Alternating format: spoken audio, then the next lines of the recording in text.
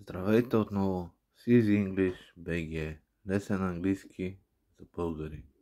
Начално ниво А1. Днешния урок номер 4 ще направим преговор на трите глагола до момента, които сте взели.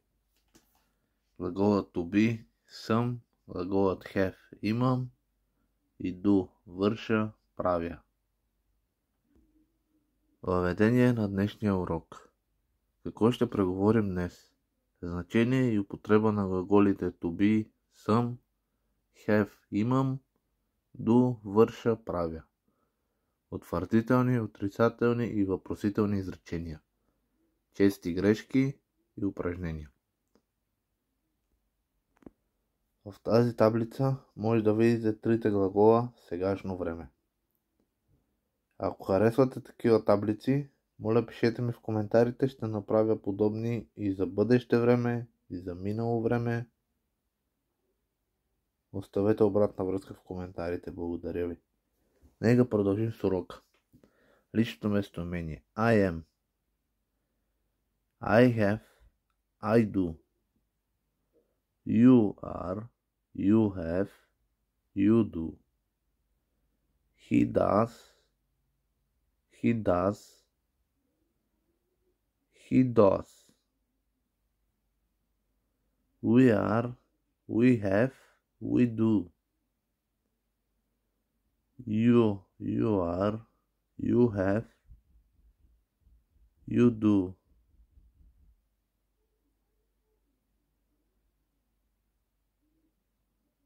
They are. They have. They do. И нека сега видим три примера. Започваме с глагола to be. I am a student. Аз съм студент. They are at home. Те са вкъщи. Следващия глагол have. She has a bike. Тя има колело. We have a English today. Ние имаме английски днес. Do. I do my homework. Аз си правя домашното. He does his job well. Той си върши работата добре. Ако имате въпроси относно някои от глаголите или формите, които не разбирате, пишете ми в коментарите или влезте в нашата Facebook страница и ни пишете там. Ще ви отговоря на всеки един. Ако харесвате видеята, моля не забравяйте да се абонирате за канала с камбанката. Така подкрепяте канала, да може YouTube да го промотира повече и да достигне до максимално повече българи. Да научите английски лесно. Благодаря. Нека сега продължим с урока и да гледаме отрицателните форми на трите глагола to be, have и do. Започваме с to be. I'm not tired. Не съм уморен. They are not here. Те не са тук. Have. She doesn't have a pet. Тя няма домашен любимец. I don't have a car. Аз нямам кола. Do. I don't do yoga. Не правя йога. He doesn't do housework. Тя не върши домакинска работа. Тук също ви предоставям едни примери на глаголите, но тук всичко е написано на английски, за да може да се упражнявате и да ви бъде по-лесно.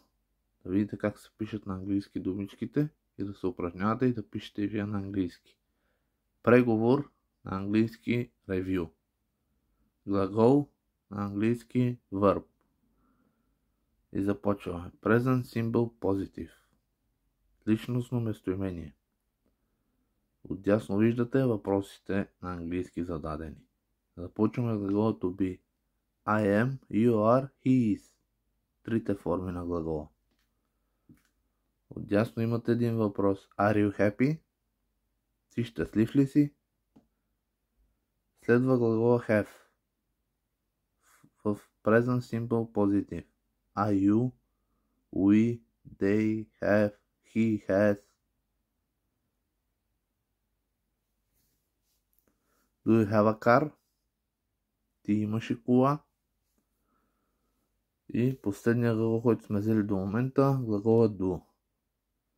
Present simple positive. I, you, we, they, do. He, she, do. He doesn't. И въпрос, do you play tennis? Играеш ли тенис? Ако желаете, може да напишете, ако не разбирате някаква думичка в коментарите, ще ви отговоря на всички. И така, стигнахме до упражнение 1. Попълни правилната форма. I am, is, are, have, has, do, does.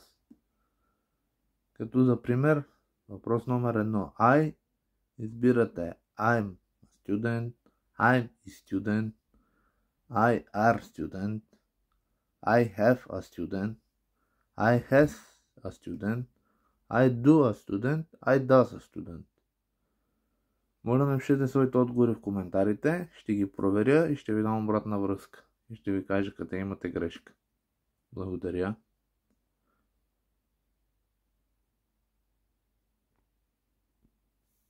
И сега да преминем към упражнение номер 2. Преведи на английски. Аз съм щастлив, тя има кола, ние не правим това, те са ученици, той няма куче. Оставям за малко, за да си видите думичките. Моля, напишете превода на английски в коментарите. Благодаря. И ако харесвате това, което правя, моля, харесайте видеото и не забравяйте да се абонирате за канала. Благодаря.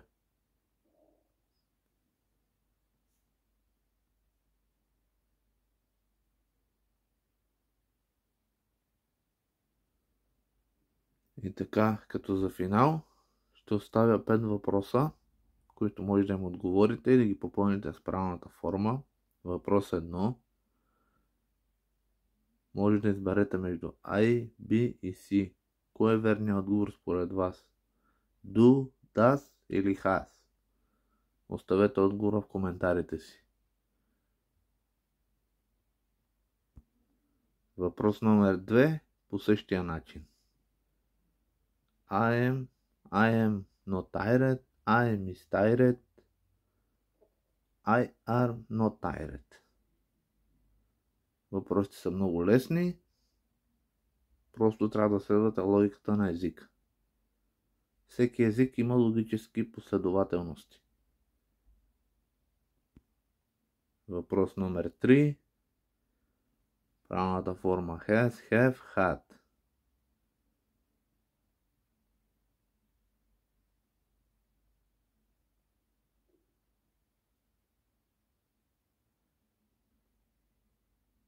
Въпрос номер 4. По същия начин.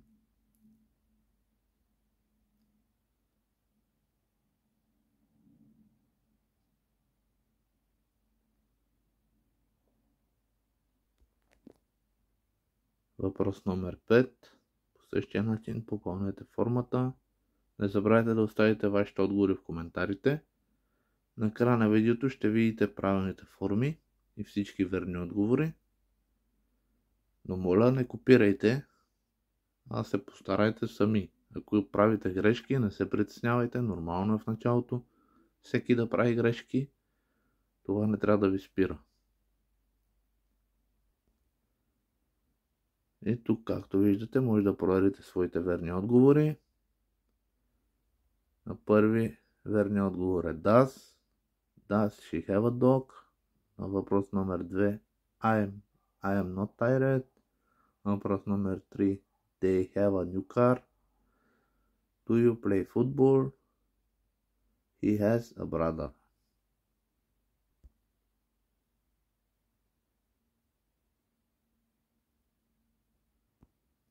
Това е за днешния урок. Ако си научил нещо ново, харесай, абонирай се и продължи към следващия урок. Благодаря на всички гледали до края. Успех и надявам се да съм полезен. Благодаря ви. Приятен и успешен ден на всички.